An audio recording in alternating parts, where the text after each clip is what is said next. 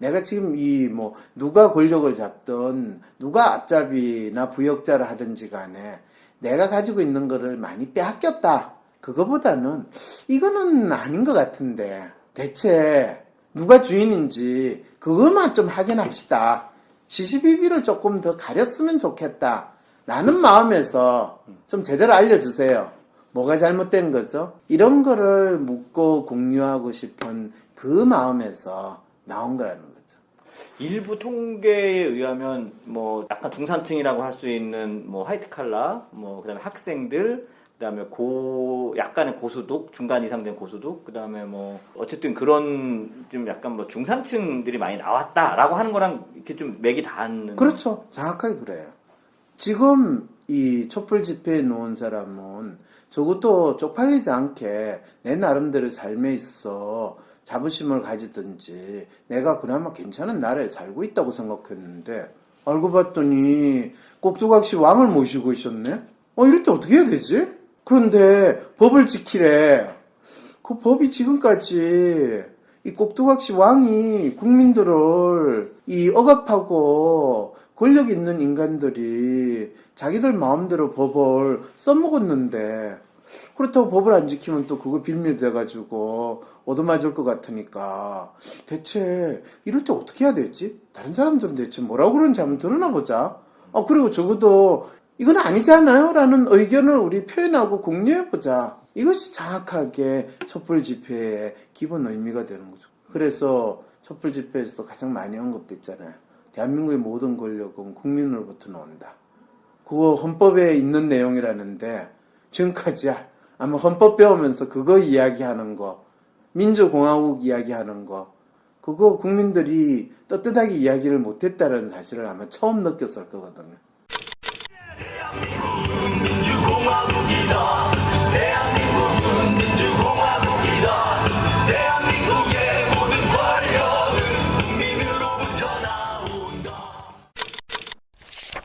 챕터 4.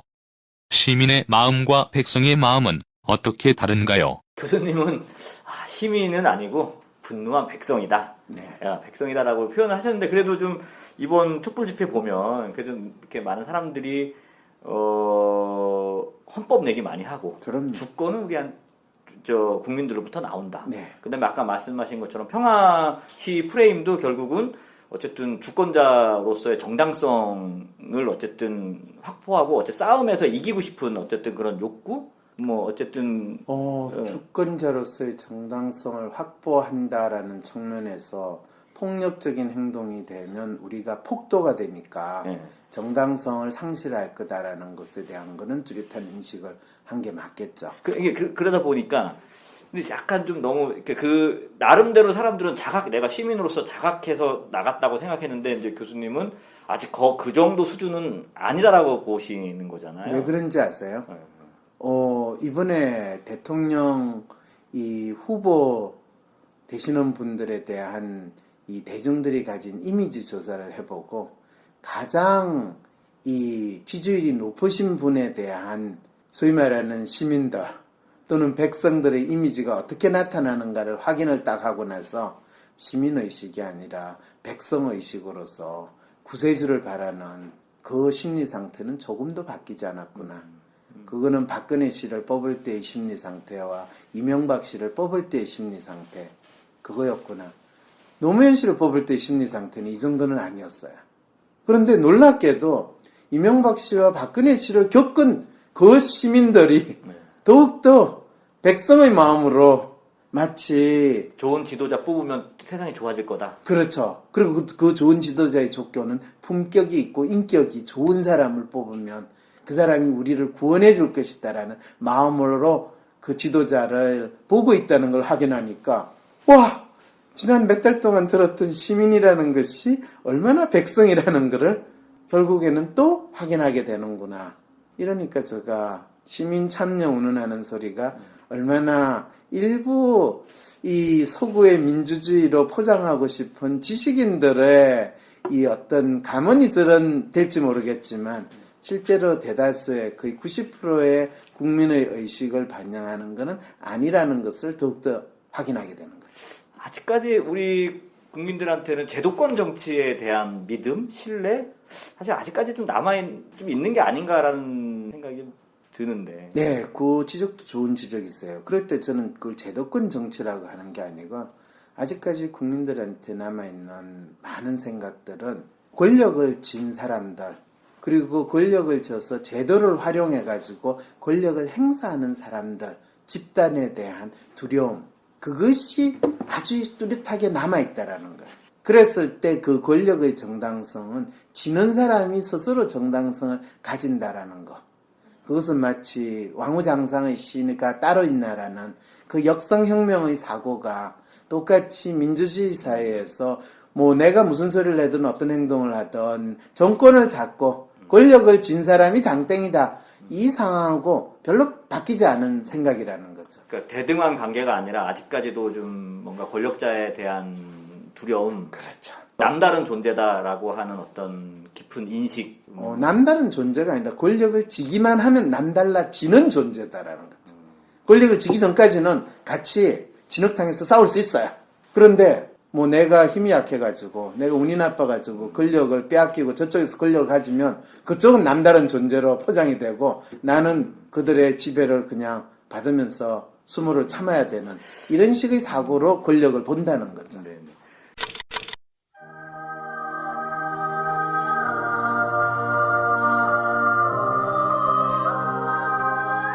우리의 대표이자 우리와 별반 다르지 않은 사람이 아닌 위인이나 영웅과 같은 마음으로 우리의 대표들을 대하고 있다는 사실. 뉴스 보면서 욕은 하지만 직접 만나면 악수라도 하려고 하는 그 마음. 우리는 정치인을 우리의 대리인이라고 생각하고 있을까요? 아니면 구세주나 뛰어나고 월등한 사람이니 알아서 잘 해줄 거라고 생각하고 있을까요? 챕터 5 박근혜의 진짜 죄를 묻지 못하는 우리. 직접 민주주의를 말할 수 있을까요? 12월 9일 탄핵이 이제 약간 정점이라고 좀 보여져요. 맞습니다. 정확히 그렇습니다. 예. 그럼 그 전과 후는 이 전에 촛불 집회와 후에 촛불 집회, 그다음에 촛불 집회 참석하신 분들을 어떻게 좀 그 교수님은 좀 구분하세요? 사실은 또 참석하신 분들은 큰 차이가 없어요. 기본적으로 전이나 후나 다 박근혜 사태 그거를 확인받아야 되고 박근혜가 물러나야 된다라는 마음은 여전히 가지고 있어요. 그런데 국회에서 탄핵되고 나서부터 그 다음에는 박근혜의 사태와 탄핵은 다음에 누가 등장을 하기만 하면 이 문제들이 다 해결이 될 텐데 박근혜는 빨리 지우고 잊어버리고 또 다른 영웅과 같은 구세주 그 사람이 누가 될 것인가 라는 마음을 동시에 안고 촛불 집회에 놓게 되는 거죠. 대선으로 다 많이 가 있다? 그게 제가 전국에 다니면서 꼭두각시로부터 대한민국을 구하는 사람들의 모임에가 꼭대구사 모임을 했을 때 탄핵이 되는 그날도 제가 모임을 했는데 당장 나오는 첫 번째 질문이 다음에 누가 좋아요? 어떤 사람이 돼야 돼요? 박근혜 씨는요? 이제는 생각도 하기 싫어요. 지긋지긋해요. 어차피 사실은 그분은 4년 동안 대통령 자리에 있었지만 대통령 역할을 안 했는데 제가 그 모임을 할 때는 무슨 질문을 했는지 아세요? 박근혜 씨의 죄가 뭐예요? 이런 질문을 했어요. 그럼 많은 분들이 당해요. 그분이 돈을 빼돌려가지고 지가 돈을 쏜 것도 아니고 그분이 뭐 그렇다고 세월호 뭐 팽목항에 날아가가지고 배를 건져낼 수 있는 역할을 하는 것도 아니고 그래서 무슨 죄를 지었어요? 마치 아주 친박의 전형인 것처럼 이런 질문을 던지면 많은 분들이 저를 상당히 붕괴하는 얼굴로 저를 쳐다봐요. 네가 그걸 몰라서 묻냐? 저 알아요. 그런데 구체적으로 좀 왜 그러는지 다시 한번 묻고 싶었어요. 그러면요, 대한민들이 뭐 청와대에서 비아그라 먹었다는데 이런 이야기를 하거나 최순실 시켜가지고 기업인들 돈 빼돌렸지 않았어요? 뭐 그거는 MB가 4대강 한다고 몇십조 쏜 거에 비하면 세발의 피죠 뭐. 그것도 국민 세금 한 것도 아니고 기업인들 돈 많은 재벌들 돈 빼돌렸다는데 우리가 박근혜를 쫓아내려고 하는 이유가 뭐지? 도저히 대통령을 인정할 수 없다라는 거는 알겠는데 대체 뭐라고 이야기해야 되지? 그때 대통령으로서 역할을 제대로 하지 못했잖아요 라고 할 수 있는 이야기를 하신 분도 아주 훌륭하시게 잘 대답을 하신 거거든. 그럴 때 대통령의 역할이 뭔가요? 대한민국에서.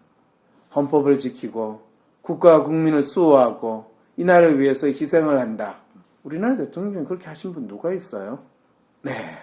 그랬을 때 우리는 대통령이 대통령의 역할을 하는가를 지난 70년 동안 열심히 안 보셨어요.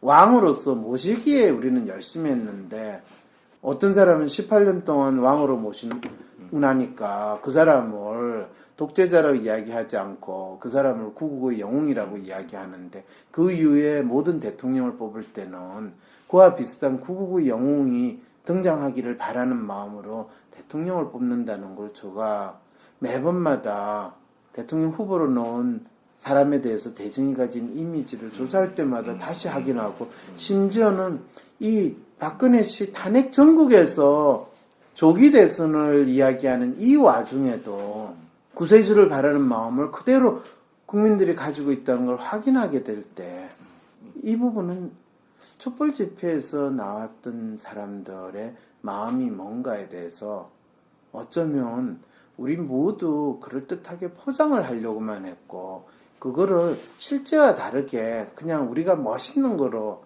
시민 참여, 시민의식의 향상, 무폭력 시위 이렇게 했지 정작 이 사회에서 무엇이 바뀌어야 되고 또 바뀌었으면 지금과 그 바뀐 미래가 어떻게 달라지는지에 대해서 어쩌면 우리는 생각부터 못하고 또 다른 감언 이슬에 쏘가 넘어갈 준비를 하고 있는 상태는 아닐까요? 라는 질문을 던지게 되는 거죠.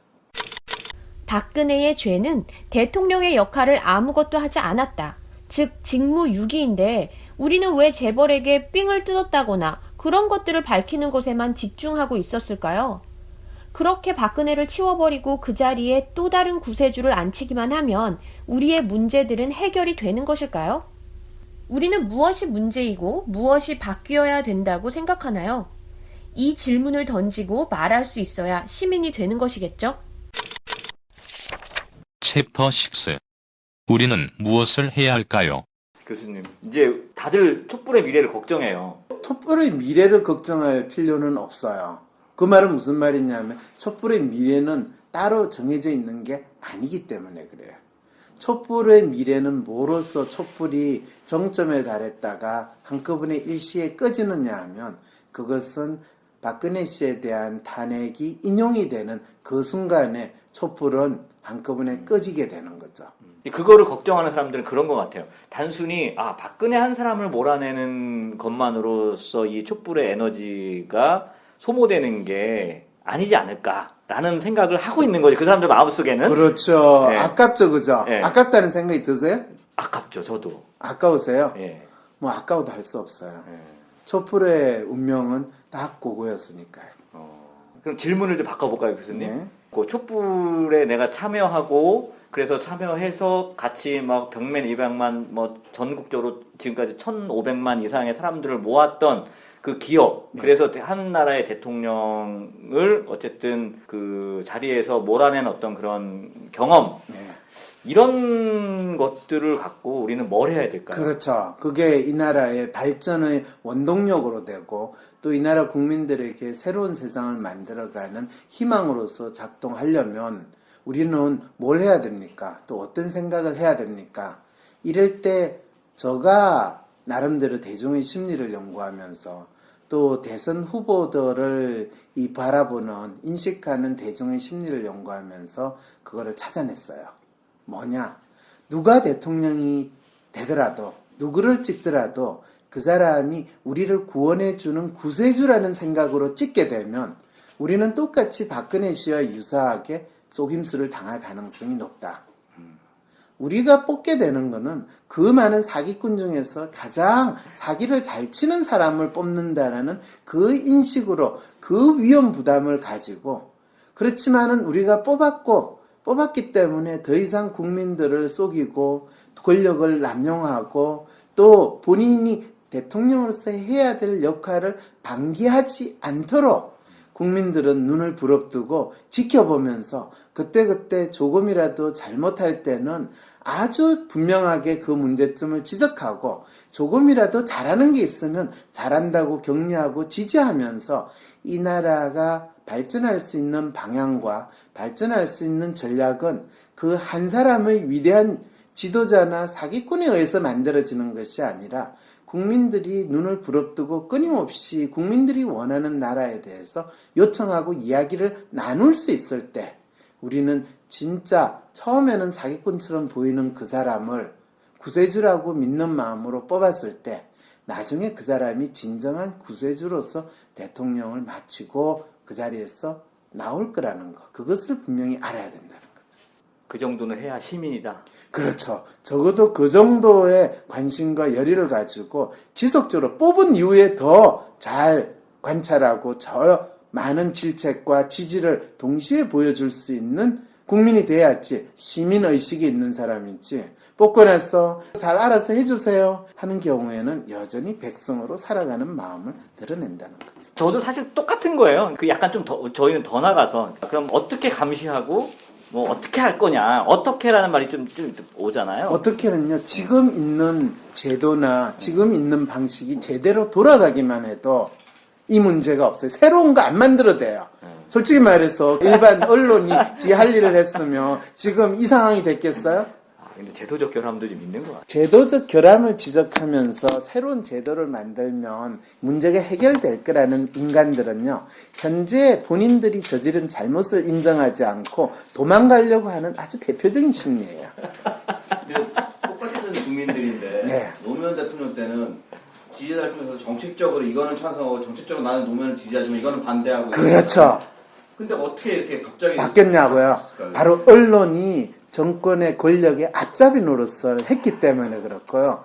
노무현 시절에는 언론이 노무현에 대해서 반대는 했지만은 권력의 앞잡이 노릇은 하지 않았던 그 차이가 있다는 거죠. 그것이 MB가 이룬 놀라운 업적이에요. 되게 정확한 지적이신 것 같아요. 너무 제가 그래서 아픈 지적을. 좀 아프네요. 저는 항상 아팠어요. 예.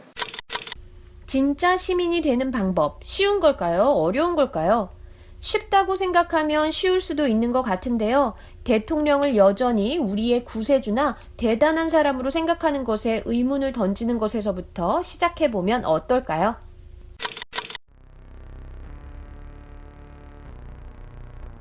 헬조선에서의 심리 독립을 돕는 방송 황심소입니다. 황심소가 더욱 많은 사람들의 심리 독립을 도울 수 있도록 후원해주세요. 방법은 아주 간단합니다. 네이버에서 황심소 골뱅이를 검색해주세요.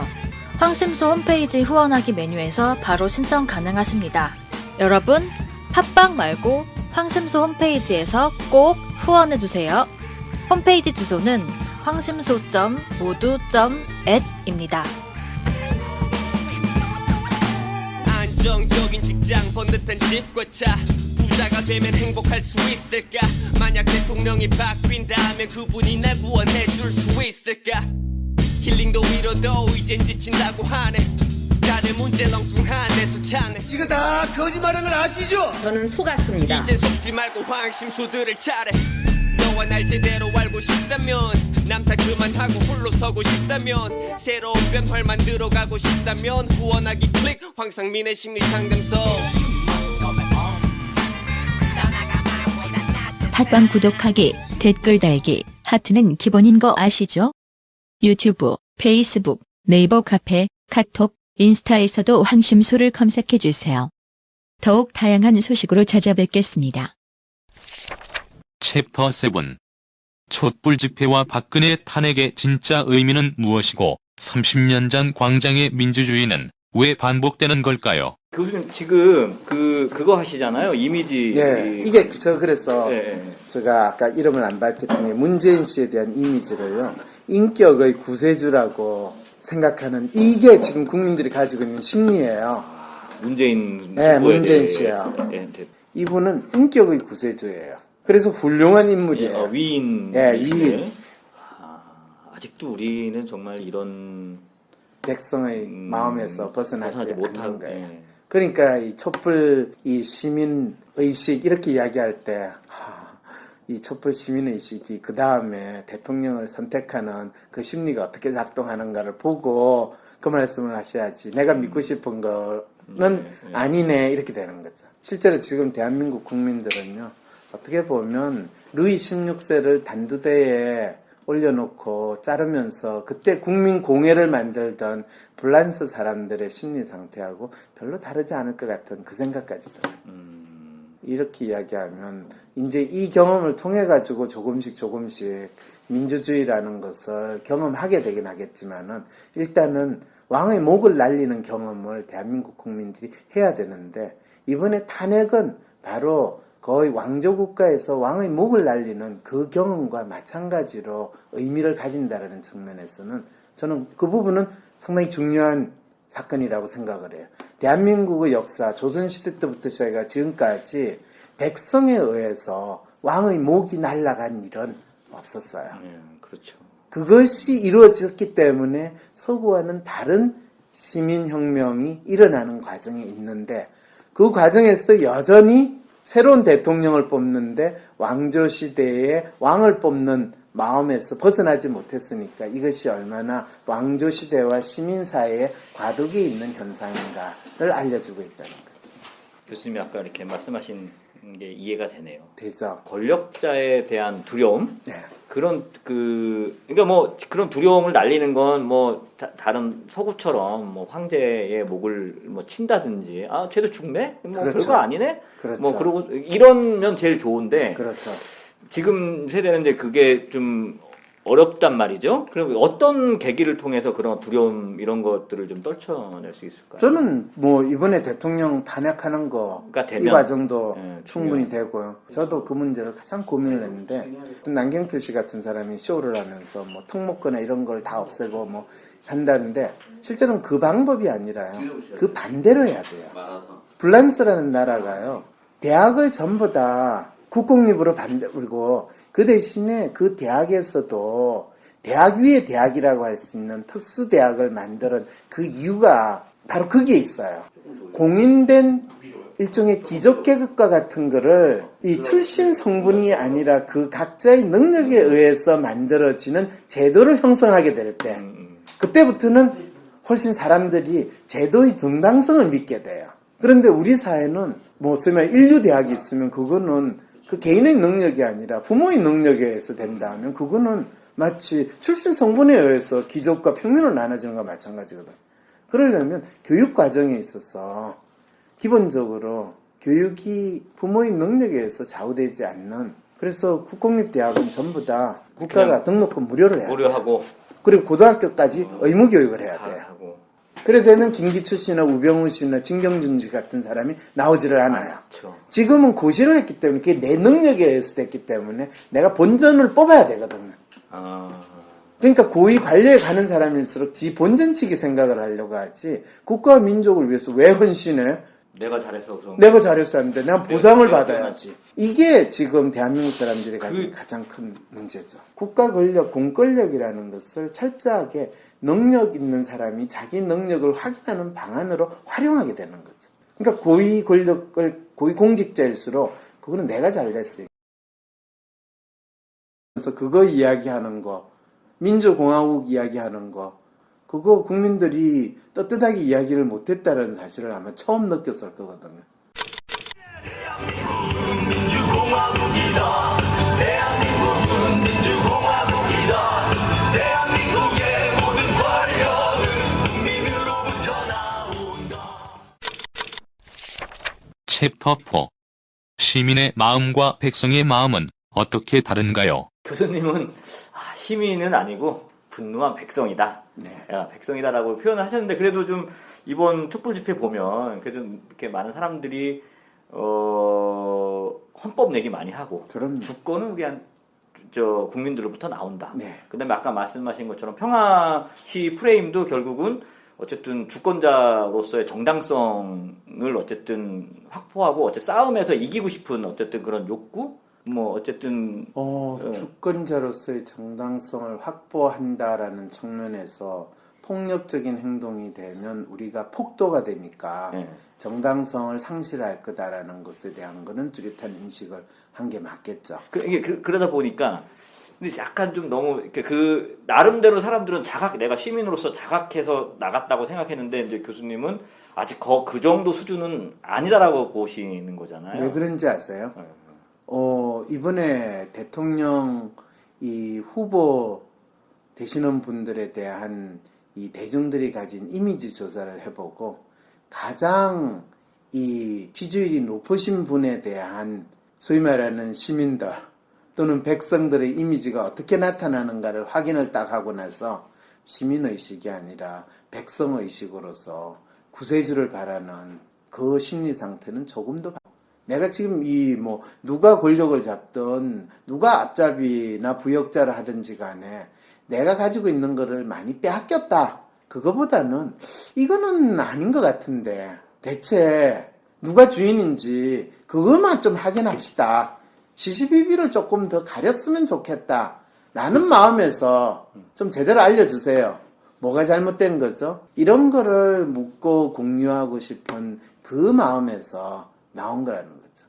일부 통계에 의하면 뭐 약간 중산층이라고 할 수 있는 뭐 화이트 칼라, 뭐 그다음에 학생들, 그다음에 약간의 고소득, 중간 이상 된 고소득, 그다음에 뭐 어쨌든 그런 좀 약간 뭐 중산층들이 많이 나왔다라고 하는 거랑 이렇게 좀 맥이 닿는. 그렇죠. 정확하게 그래요. 지금 이 촛불 집회에 놓은 사람은 적어도 쪽팔리지 않게 내 나름대로 삶에 있어 자부심을 가지든지 내가 그나마 괜찮은 나라에 살고 있다고 생각했는데 알고 봤더니 꼭두각시 왕을 모시고 있었네? 이럴 때 어떻게 해야 되지? 그런데 법을 지키래. 그 법이 지금까지 이 꼭두각시 왕이 국민들을 억압하고 권력 있는 인간들이 자기들 마음대로 법을 써먹었는데 그렇다고 법을 안 지키면 또 그거 빌밀돼가지고 얻어맞을 것 같으니까 대체 이럴 때 어떻게 해야 되지? 다른 사람들은 대체 뭐라고 그러는지 한번 들어나 보자. 그리고 적어도 이건 아니잖아요 라는 의견을 우리 표현하고 공유해보자. 이것이 정확하게 촛불 집회의 기본 의미가 되는 거죠. 그래서 촛불 집회에서도 가장 많이 언급됐잖아요. 대한민국의 모든 권력은 국민으로부터 나온다. 그거 헌법에 있는 내용이라는데 지금까지 아마 헌법 배우면 바뀌지 않았구나.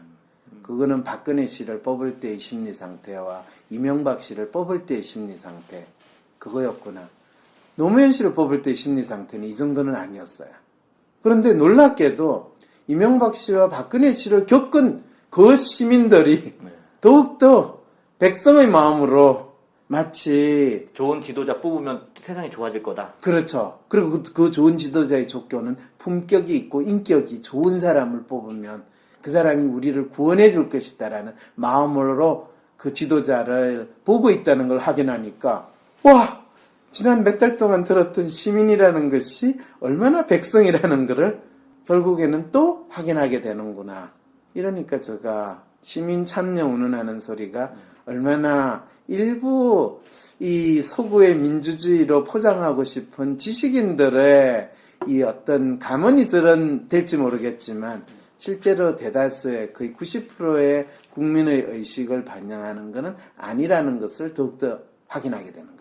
아직까지 우리 국민들한테는 제도권 정치에 대한 믿음, 신뢰 사실 아직까지 좀 있는 게 아닌가라는 생각이 드는데. 네, 그 지적도 좋은 지적이세요. 그럴 때 저는 그걸 제도권 정치라고 하는 게 아니고 아직까지 국민들한테 남아있는 많은 생각들은 권력을 쥔 사람들 그리고 권력을 져서 제도를 활용해가지고 권력을 행사하는 사람들 집단에 대한 두려움 그것이 아주 뚜렷하게 남아있다라는 거예요.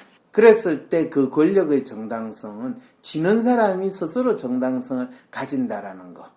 그것은 마치 왕후장상의 시가 따로 있나라는 그 역성혁명의 사고가 똑같이 민주주의 사회에서 내가 그런데 국회에서 탄핵되고 나서부터 그 다음에는 박근혜의 사퇴와 탄핵은 다음에 누가 등장을 하기만 하면 이 문제들이 다 해결이 될 텐데 박근혜는 빨리 지우고 잊어버리고 또 다른 영웅과 같은 구세주 그 사람이 누가 될 것인가 라는 마음을 동시에 안고 촛불 집회에 놓게 되는 거죠.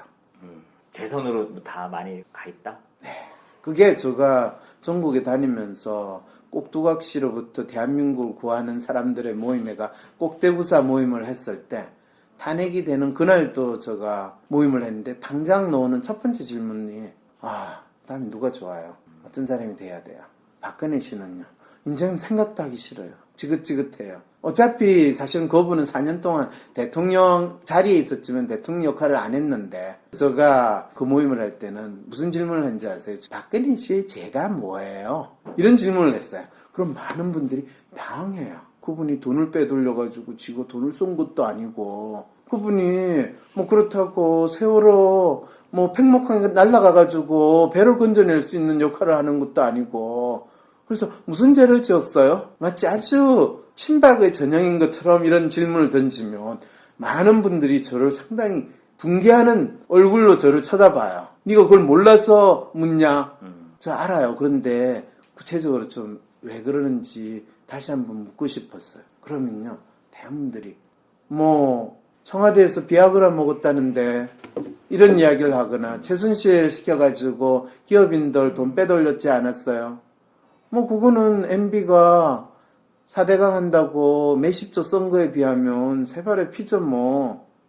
그것도 국민 세금 한 것도 아니고, 무슨 소리를 하든 어떤 행동을 하든 정권을 잡고 권력을 진 사람이 장땡이다, 이 상황하고 별로 바뀌지 않은 생각이라는 거죠. 그러니까 대등한 관계가 아니라 아직까지도 좀 뭔가 권력자에 대한 두려움, 그렇죠. 남다른 존재다라고 하는 어떤 깊은 인식. 남다른 존재가 아니라 권력을 지기만 하면 남달라지는 존재다라는 거죠. 권력을 지기 전까지는 같이 진흙탕에서 싸울 수 있어요.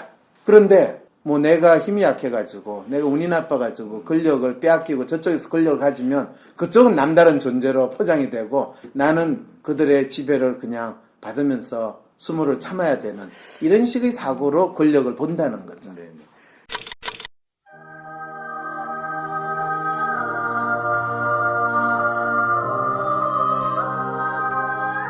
우리의 대표이자 우리와 별반 다르지 않은 사람이 아닌 위인이나 영웅과 같은 마음으로 우리의 대표들을 대하고 있다는 사실. 뉴스 보면서 욕은 하지만 직접 만나면 악수라도 하려고 하는 그 마음. 우리는 정치인을 우리의 대리인이라고 생각하고 있을까요? 아니면 구세주나 뛰어나고 월등한 사람이니 알아서 잘 해줄 거라고 생각하고 있을까요? 챕터 5. 박근혜의 진짜 죄를 묻지 못하는 우리.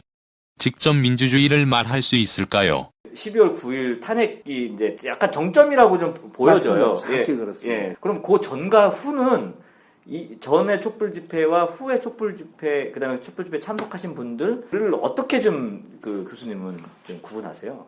사실은 또 참석하신 분들은 큰 차이가 없어요.